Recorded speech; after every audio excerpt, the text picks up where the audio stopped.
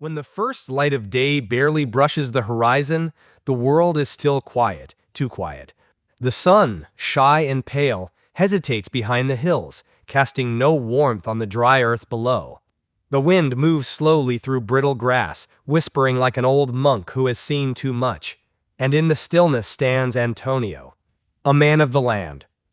His hands, thick and calloused, have known the weight of shovels and the heat of long days beneath a relentless sky. But there is a different kind of weight pressing on his shoulders now, one that cannot be seen or touched. It's the kind that builds slowly, year after year, like dust gathering in the corners of the soul. Each morning, Antonio rises before the rooster sings, not because he wants to, not because he hopes something will change, but because that is what he has always done. The habit of movement is easier than facing the silence within. With every breath he takes, there's a subtle ache, not of the body but of a spirit quietly thirsting. The land he walks on was his father's, and his father's before that. It is not just soil, it is memory, duty, and pride. But the earth no longer yields as it once did. The seeds fall into cracked ground, and the rain, has become something like a rumor from another time. The crops die before they grow, and hope withers faster than the leaves. Antonio looks out across the empty fields. There are no answers in the horizon, only the same dry hills that watched him yesterday and the day before. He digs, he plants, he waits, yet the fruits never come. His arms are strong, but his heart is tired, tired of trying, tired of waiting, tired of pretending. And yet he does not speak of this. He wears his silence like a cloak. For his wife Maria and for his children, he keeps his shoulders straight. He smiles when needed, nods when expected. He believes it is his duty to shield them from the heaviness he carries. But inside, he is a man slowly sinking beneath the surface of his own stillness. This is the morning we meet him, in the quiet of a world that offers no comfort. And yet in the quiet, something sacred stirs.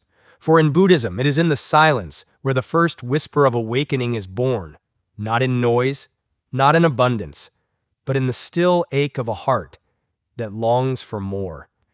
Antonio does not know it yet, but this day, like all days, holds the potential for transformation. And transformation begins, not with answers, but with noticing, with pausing long enough to feel the weight you've carried so long you forgot it was even there. Antonio's journey does not begin in motion. It begins in stillness, in a silent dawn, with a heavy heart and a soul waiting. By the time the sun rises fully, Antonio is already out in the field, his boots pressing into the dry soil, each step leaving behind a shallow mark that the wind quickly begins to erase. From a distance, it looks like he is working, as he has always done, swinging the hoe, sowing seeds into the ground. But if one were to stand close, truly close, they would see that each movement is slower than before, each gesture heavier, less hopeful.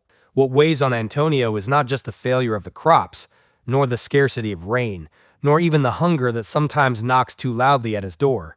It is something more elusive, something harder to name. It is the invisible weight of trying without seeing results, of giving your best and still coming up short. It is the sorrow of silence, when you cry inside but no one hears it, not even yourself. Every day he follows the same routine. Wake up before dawn, walk to the fields, work until sunset, and return home covered in dust and quiet fatigue. But there's no rhythm to it anymore, only repetition, like a wheel that spins not to move forward, but because it doesn't know how to stop. Beneath the surface of his strong face and practiced discipline, something is slowly cracking. Sometimes, while resting beneath the old leafless tree at the edge of his land, Antonio looks at his hands, not to admire the strength in them, but to question. These hands once built fences, carved tools, held newborns. Now, they tremble slightly, not from age, but from uncertainty. What am I doing all this for? He thinks. Why does everything I touch seem to fade? He never asks this aloud. Not to Maria, whose eyes already carry too much worry. Not to the children, whose laughter is the last thread holding his heart together. He hides the questions behind a tired smile, behind the gentle nods at dinner, behind the stories he tells to distract them from his emptiness. He believes this is strength, holding in the pain so others don't have to carry it. But inside, the silence has grown louder than words. And so, the weight remains invisible, yet immense. a burden not of the body, but of the spirit. In Buddhist teachings, we speak of dukkha, the suffering that arises not just from pain, but from clinging, from resisting, from believing that we must always hold everything together. Antonio is suffering, not only because the land is dry, but because he believes he must fix it all alone. Yet sometimes, just sometimes, suffering becomes the first doorway to awakening. When we begin to feel the full weight of what we carry, we are finally ready to set it down. Antonio has not reached that moment yet, but the cracks in his heart, however painful, are not signs of weakness. They are openings. Openings through which the light of something new may enter. And in this quiet hour, beneath the vast sky and the brittle soil, life is preparing to speak, softly, gently, but unmistakably. That night, after another long day under the weight of the sun and silence, Antonio lay still in bed. The straw roof above him rustled softly as the wind moved through it, like whispers from a distant world. Maria had already fallen asleep beside him, her breathing calm, her presence gentle as always.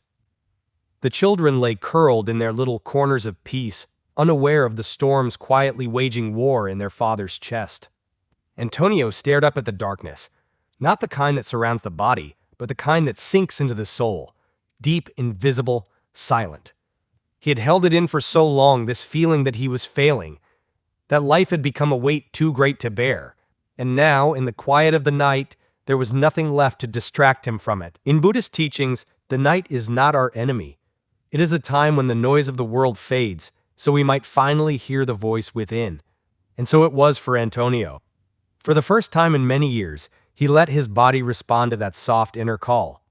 Slowly, awkwardly, he slid out of bed and knelt beside it, hands trembling, knees pressed into the earth floor.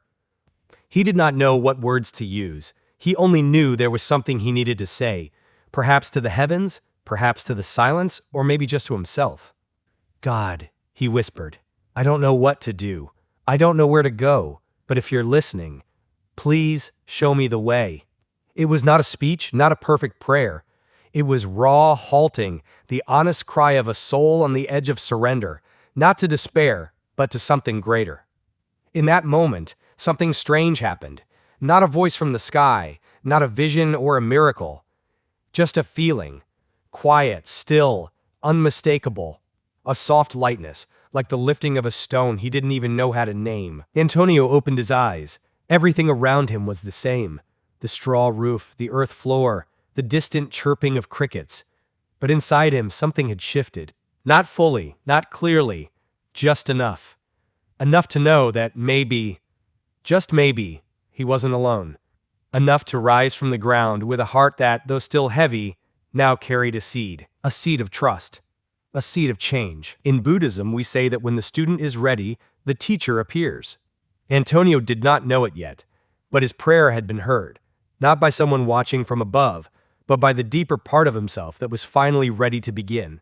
Sometimes, the way forward begins with nothing more than a whisper in the dark. And that night, Antonio had whispered. And the universe, silently, had begun to listen. The next morning, Antonio rose before the sun, as he always did. But today, something was different. The ache in his back still lingered, and the dry earth still cracked beneath his feet, yet his heart felt strangely lighter. As if the soil of his soul, long parched by doubt, had been kissed by a hidden drop of hope. He made his way across the fields with his tools in hand, eyes set on the horizon. And then, in the distance, he saw a figure. It wasn't usual for strangers to walk these lands, especially not alone. The figure drew closer slowly, step by step, leaning on a wooden staff. A wide straw hat shaded his face, and his clothes, though old, were clean. When their paths finally crossed, the stranger looked up and smiled. "Good morning, young man," he said gently, his voice carrying a warmth that didn't come from the sun. Antonio nodded, surprised but not alarmed. There was something peaceful about this man, something in his eyes that felt like the sky just before dawn. Still, soft, endless. "My name is Jose," the man continued. "I've been walking through these hills and I saw you working from afar. You've been out here early. May I rest in your shade for a while?" Antonio, still unsure, gestured to the tree he often sat beneath, the same tree where his doubts and hopes had often wrestled in silence. "Of course," he replied simply. They both sat, and for a long moment, no words were exchanged. The silence between them was not awkward, but sacred, like the quiet breath between two verses of a sacred chant. Then Jose spoke. "I can see it in your shoulders," he said softly. "You carry more than tools." Antonio looked down. How did he know? How could a man he'd never met speak to the ache inside his chest with such certainty? "Life has been heavy lately," Antonio finally admitted, voice low. Jose nodded as if he understood not only the words but the weight behind them. "Yes, I've seen such heaviness before. In others. In myself. I once stood exactly where you are now. I too looked at the land, and thought it had abandoned me." Antonio turned to look at him more closely. This was no ordinary wanderer. This was someone who had walked through deserts of the heart and returned with water. In Buddhist stories, there are tales of enlightened ones appearing in disguise. Old women, tired travelers, even beggars. They come not to rescue but to reflect. And here was Jose, with the simple dignity of one who had suffered, survived, and softened. "You seem at peace," Antonio said, almost without realizing. Jose chuckled gently. "Peace doesn't come from escaping the storms, but from learning to dance with the rain." And just like that, the air around them changed. Antonio didn't know what he believed exactly, about fate, about faith, about the strange man now sitting beneath his tree. But in that brief encounter, something opened in him. A small space, long closed, where curiosity could finally breathe again. Sometimes, a stranger's smile is more than a greeting. It's a doorway. And that morning, beneath the brittle shade of a weathered tree, Antonio had unknowingly stepped through. Jose leaned gently on his staff, gazing at the dry horizon before him. After a few moments of silence, he turned to Antonio and said, "May I share a story with you? A simple one, but one that changed the course of my life." Antonio nodded slowly, curious now, drawn in by the man's calm voice. "There was a time," Jose began, "when my land, too, refused to bloom. The seeds I planted were swallowed by dust, the rain never came, and my heart felt as barren as the soil beneath my feet. I believed that life had nothing more to offer me, that I had reached the edge of all possibility." He paused, as if allowing the pain of those memories to pass like a shadow across his face, before continuing. "But one day, a traveler came to my door, a stranger, like I am to you now. He didn't bring riches, nor wisdom from books. He brought a question that would plant a seed deeper than any I'd sown in my field. He said, 'What if the answer is not where you're looking? What if what you're clinging to is not where your life is meant to grow?'" Antonio listened intently, the wind rustling faintly through the brittle grass around them. Jose smiled, almost playfully. "And so, I did something that surprised even me. I stopped trying to force the earth to yield what it would not. I built a small chicken coop." "Yes, chickens," he chuckled. "It seemed silly at the time. How could birds give me back the dignity I had lost? But they did. Not through miracles, not through magic, but through simplicity, patience, and care." His voice softened, becoming almost a whisper, like a monk reciting a mantra to a sleeping forest. "Each morning, I fed them. I cleaned, I watched, I learned. And as I nurtured them, something inside me began to awaken. The eggs they laid were not just food. They were proof that new life was still possible. That something small, humble, and consistent could be enough to restore a broken spirit." Antonio looked down, thinking of his own land, his calloused hands, the weight of his failures. Jose turned to him, his eyes kind and unwavering. "Sometimes, Antonio, the greatest blessings come not from the harvest we expected, but from the one we never thought to sow. When we let go of what we think should grow, we give space for what truly can. That little coop didn't just feed my body, it re-taught me how to live." There was a deep stillness between them then, as if the land itself were listening. Antonio felt it, not understanding fully, but sensing a quiet invitation like the first breeze before the rain's return. And so, the parable of the chicken coop was not about chickens, nor about survival. It was about the willingness to begin again, to turn gently toward a new direction, and to believe, even in the silence, that something sacred might still grow. Antonio sat in silence long after Jose had finished speaking, the wind gently brushing the dust from his sleeves. The story lingered in the air, not as a command, but as a quiet invitation. He felt it deep inside, a stirring, A question, forming not in the mind, but in the heart. What if I tried? It wasn't certainty that moved him, but something softer. Curiosity mingled with the last remnants of hope. That evening, back at home, Antonio sat across from Maria, the wooden table between them worn smooth by years of quiet dinners and quiet worries. He shared Jose's story, his voice slow and uncertain, like a man walking across a bridge not yet tested. Maria listened with care, her eyes not judging, but reflecting. When he finished, there was a pause, and then she said, "If that's what your heart tells you, then maybe that's the seed we've been waiting to plant." Antonio nodded, not out of confidence, but out of resolve. Courage, he was beginning to understand, did not come with clarity. It came when one stood up in the dark, unsure of the path, but walked anyway. The next morning, Antonio did not go to the fields. Instead, he journeyed to the village, where Jose welcomed him with the same calm smile, as if he had been expecting him. For hours, they spoke. Not about faith in the abstract, but about nails and wood, grain and straw, warmth and shelter. Jose explained how to build a coop, how to care for the birds, how to gather the eggs, and how even failure could teach. With the little money they had saved, Antonio bought a few hens and enough materials to begin. The walk home felt different that day. His back still ached, the sun still burned, but his spirit no longer dragged behind him like a broken tool. In his arms he carried not just boards and chickens, but a beginning. When they built the coop together, Antonio and Maria did more than raise walls. They raised a hope that had been buried for too long.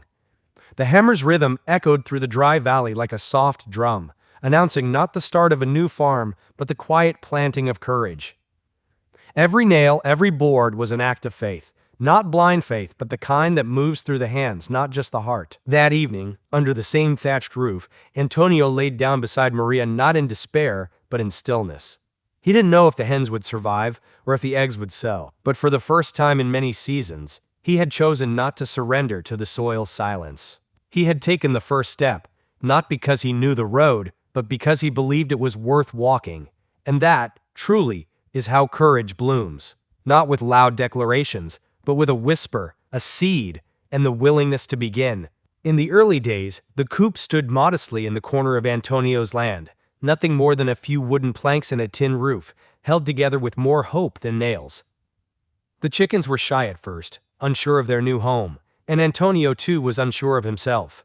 Every morning he would walk to the coop with careful steps, carrying feed in his calloused hands, whispering gently, as if trying to coax not only the hens but also his own hesitant faith. Days passed, with no eggs, only clucking, scratching, and the sound of wind moving through the brittle leaves nearby.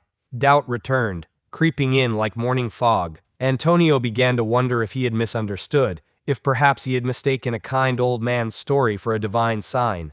But still, he continued. He cleaned the coop, spoke kindly to the animals, and fixed the gaps where the cold night air slipped through, not because he was certain it would work, but because he felt, deeply, that he must not give up this time. Then, one morning, something shifted. The air felt softer. The sunrise seemed to hold a gentle promise. And as Antonio stepped into the coop, there it was, resting quietly on a bed of straw, warm to the touch, delicate yet complete, a single egg. Small and simple, and yet in that moment, it was as if heaven had placed a whisper in his hand. Antonio stood in silence, the egg cupped in his palms, his eyes filling with a quiet wonder. It wasn't the egg itself that moved him, but what it represented. It was a sign, not of arrival, but of grace. A whisper from the universe saying, "I see you, keep going." In that moment, he understood that miracles don't always come as thunder or fire. Sometimes they come as something fragile, born of care, born of persistence. He walked back toward the house with a gentleness he hadn't felt in years. And when Maria saw him standing at the door with that first small egg in hand, she didn't need an explanation. Her eyes lit up, and she nodded as if to say, "Yes, this is how it begins." That egg was not just food, it was a symbol of life finding its way back into their home, of prayers that don't go unheard, even if the answers take time. And above all, it was a reminder that even in the dry lands of our hearts, with a little courage and a lot of faith, something sacred can still be born. Antonio continued to care for his chickens, but something inside him had already begun to shift. Each day the sky seemed a little wider, the land a little less harsh. He still rose before the sun, still felt the ache in his back, and still faced uncertainty. But now, there was something else accompanying him. An invisible presence, like a quiet companion walking beside him. It wasn't that his burdens had vanished, but that his spirit had begun to move differently. Not weighed down, but walking, steadily, humbly, forward. You see, there is a deep wisdom in not just praying for change, but becoming a participant in it. Antonio had always waited for a sign, for a miracle, for God to intervene. But now he understood that God was not only in the sky, watching from a distance. God was in the action, the lifting of wood, the feeding of hens, the small decisions that formed his days. It wasn't about waiting for divine rescue. It was about walking with the divine, one simple step at a time. Each egg that appeared in the coop, each gentle breeze that passed through the dry fields, was no longer a coincidence. It was a quiet affirmation. You are not alone. And more importantly, it was a confirmation that faith is not passive. Faith is not folding your arms and looking at the sky. Faith is moving your feet, even when the path is not yet clear. It is building the ark before the rain. Antonio had started to live as if God was already in his house, not someone to be summoned, but someone already seated at the table. This subtle shift in his heart changed everything. He no longer asked, "Why isn't God helping me?" but rather, "Am I walking where God is already moving?" And in that walk, in the blisters, the tired eyes, the shared laughter with Maria, and the quiet moments at sunset, Antonio found that God had been walking with him all along. Not ahead, not behind, but right beside him, step by step, grace by grace. One quiet afternoon, just as the golden sun began to dip behind the hills and the air softened with the sounds of chickens settling into their coop, a figure appeared at the edge of Antonio's land. It was a young man, no older than Antonio had once been when he first inherited the dry soil of his father. His clothes were worn, his eyes tired, but in his gaze was something deeply familiar, a silent plea for direction, the kind that doesn't need to be spoken aloud. His name was Miguel. Antonio saw in Miguel what he had once seen in his own reflection. Doubt wrapped in silence, strength cloaked by fear, and a hunger not just for food, but for meaning. Miguel approached gently, as if unsure if he truly belonged there. "Señor Antonio," he said, his voice a whisper carried by the wind, "they say you turned your life around, that you found a way. Can you tell me how?" Antonio did not rush to answer. He looked at the boy with compassion, remembering the long nights, the dry tears, the prayer whispered into the darkness when no one was listening. And now, here was a soul, standing before him, at the edge of his own transformation.